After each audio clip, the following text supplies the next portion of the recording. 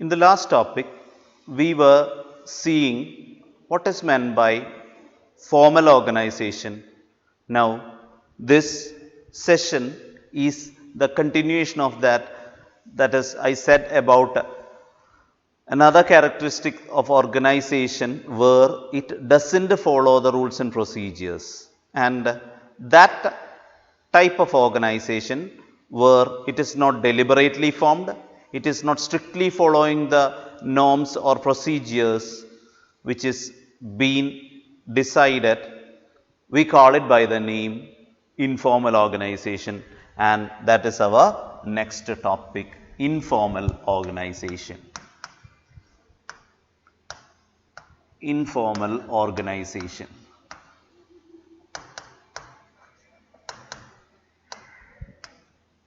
Informal organization. Informal organization is interaction among people at work beyond their roles, officially defined roles, or it is a network of social relationship. It is a network of social relationship.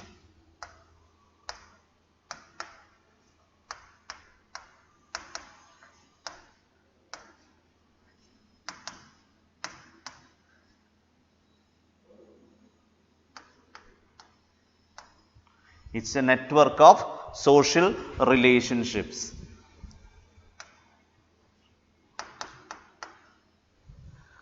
Or it forms an organization as a result of network of social relationship or interaction among people, or interaction among people, or interaction. So, to say it in simple words, informal organization comes into being as a result of the network of social relationships. When they are coming together, they are saying hi. When they are working together, when they are sitting together, when they are doing some work together, there is a connection created between persons, and they are doing certain things together. Even in the work, they are seeking suggestions, advices and all, which is not officially said, indirect, it is unofficial one. During casual talks, things are being said. All these things are resulting in informal organization. That is why we say that interaction among people at work gives rise to social relationship, and it results in informal organization. And one more thing you have to keep in mind is that this emerges from within formal organization.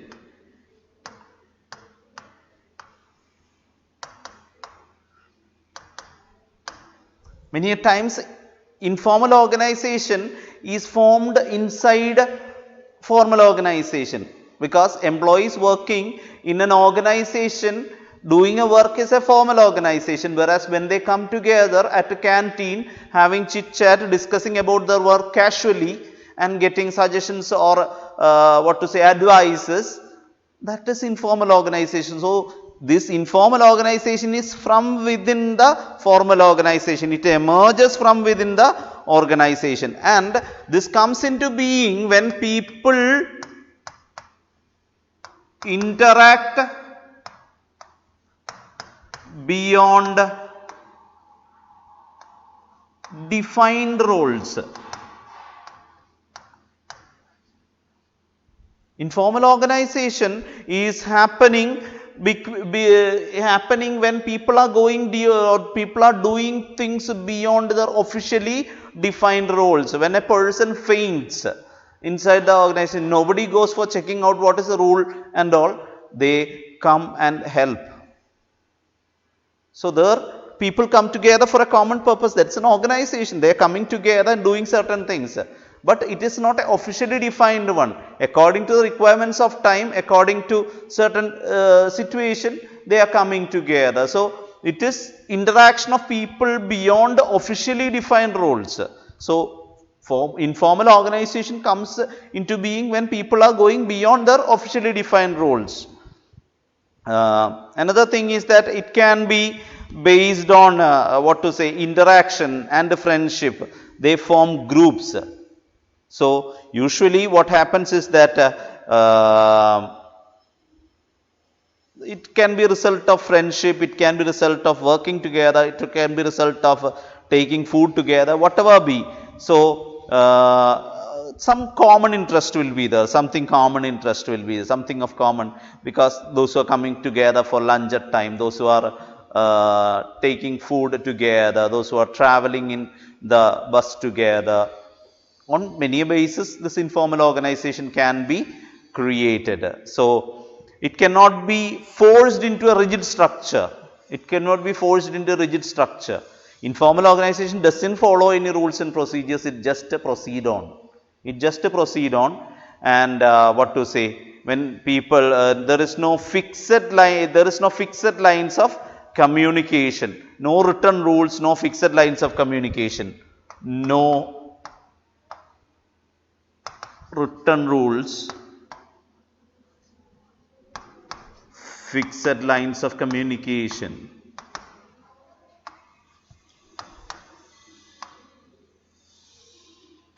Communication.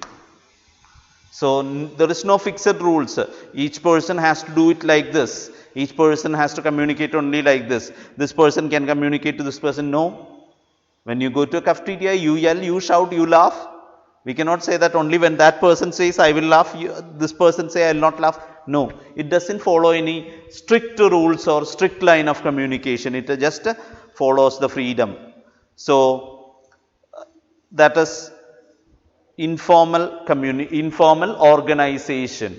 It is a result of network of social relationships or interaction. Some of the features are, it originates from formal organization, as I have said. Behavior emerges out of group norms.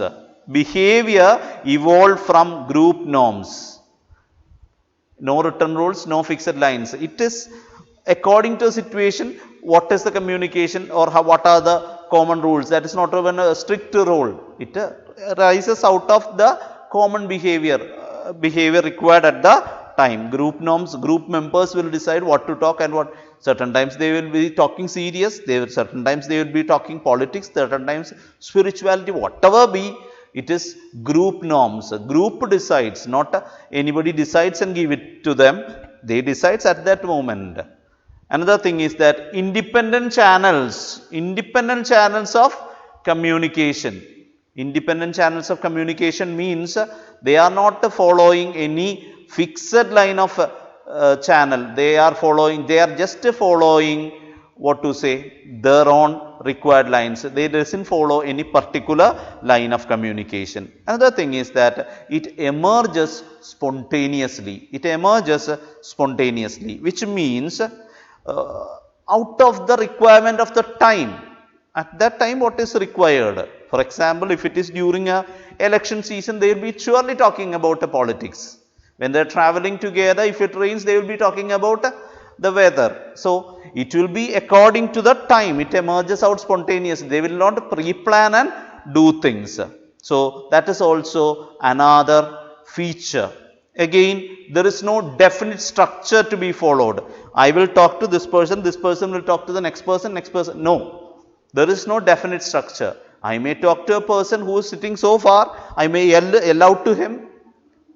It doesn't require that there is no superior subordinate. Everyone is considered equal there. So that is also another feature of informal organization. Now again, we have advantages and disadvantages. Advantages and disadvantages.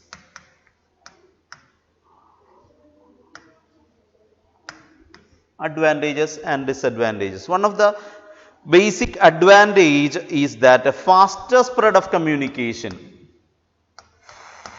Faster communication.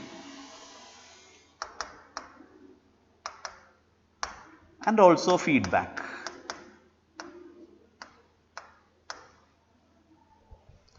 In formal organization, I will have to strictly follow. Manager will talk to the foreman, foreman will talk to the employee.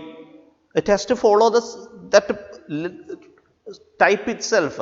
It has to follow that particular path. But whereas when we come to informal organization, we need not follow the track. Anyone can talk to anyone. So, it is very easy to communicate. There is no strict path to be followed. At the same time, feedback also comes fast. When something is asked, okay, today where we are going for tour, immediately it will come. When everybody is happy with that, they will go for that. But whereas when in an organization, when excursion is to be fixed, it has to be decided, then it has to be passed to the manager. Manager has to approve it.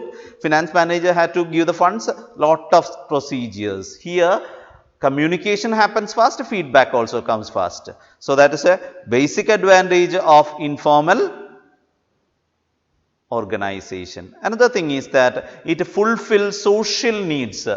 It fulfills social needs. Fulfill social needs. It fulfills social needs. That means what to say? They will have a satisfaction when it is informal organization. Okay, when I am sad, a person is coming, don't worry, we can do it like this. Comfortable, when a person is comforting, when a person is supporting, emotionally when you are brought down, a person is emotionally supporting you. When you don't have money to pay at a cafeteria, another one of your friend is coming and saying, okay, today you need not pay, I'll pay for it. So all these things are a kind of job satisfaction. A person who is working with me is understanding my situation and he is helping me, so I will be feeling free to work along with him. So job satisfaction can be there. There is a person understanding, okay, when unity is there, when all the department members know each other, they support each other, they encourage each other, they clarify doubts in a very positive manner, I feel satisfaction with my job. I feel I belong to that department. That's a very important thing. That's a very important thing. Making feel that this is mine. So that kind of a belongingness feeling, that kind of satisfaction. So social needs can be fulfilled with the help of informal organization. Again, fulfillment of organization objectives. Fulfillment of organization objectives.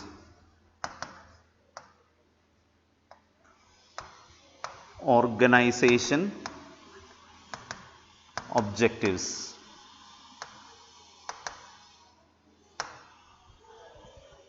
It what to say? When an organization is trying to achieve something, many a times if they are blindly trying to achieve that, it can create dissatisfaction.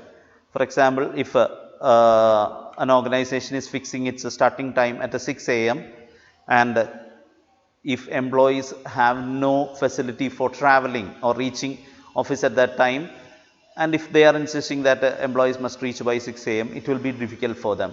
So it can be tested whether employees can accept it or employees is happy with that with the help of informal organization. Indirectly communicating it at a time of a tea, okay, tomorrow or from next month onwards we are planning. So what do you think?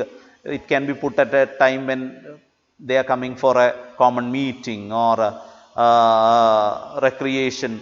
Automatically they can put forward their idea. So inadequacies of formal organization can be compensated by informal organization and thereby achieve the organizational goal. So that is also another advantage. Fulfilling organization objectives by covering up or by compensating the inadequacies of formal organization. That is also another advantage. Now we are coming to the disadvantage part. Disadvantages.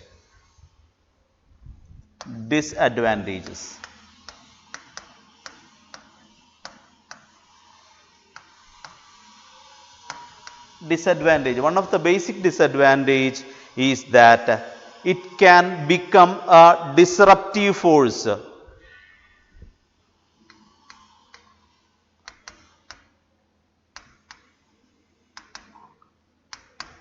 Disruptive force. that means it can create a destruction, it can create confusion, trouble when rumors are being spread, when some wrong rumors, when some wrong ideas, wrong information is being passed.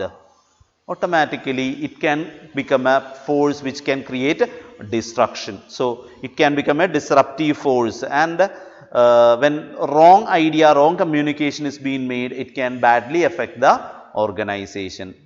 As it is not following formal lines, it can reach to many persons, and certain persons may think the communication coming is very true. So automatically it can create a lot of trouble. Disruption can be created. Second thing, second disadvantage is that opposition can be there. Opposition.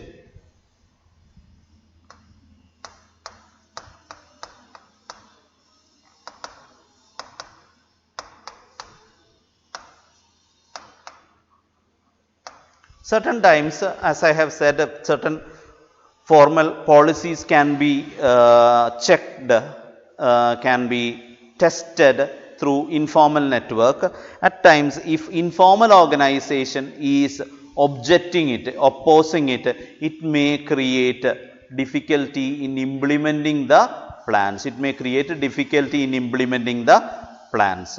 So if informal organization is opposing certain plans which is put forward, automatically it can delay or it can restrict the growth of the organization because of opposition from organization, from the informal organization. There can be, every time we cannot expect informal organization to support the organization clearly. Opposition can be there for implementing proper plans. And third one is that pressurization. There will be pressurization. Pressure to follow. Pressure to follow group expectations.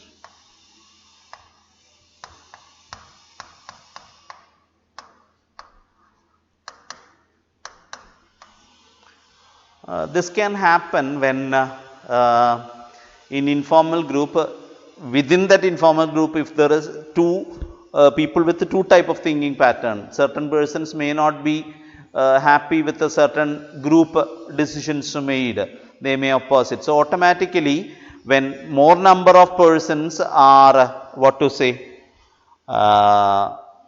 supporting and a very few number is against it, automatically this minority will be forced to go according to what group is expecting, or they will have a pressure to follow the group even though they don't like it, they will be forced to follow such kind of thing. So that is also another problem.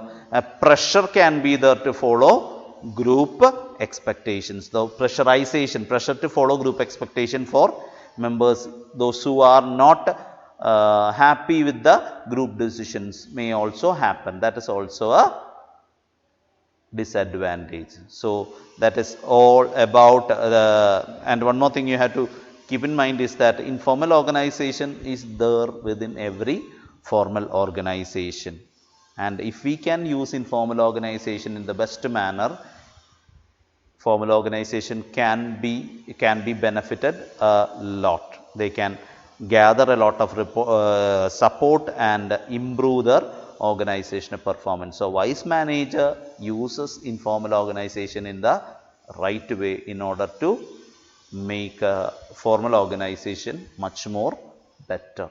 So that is all about informal organization.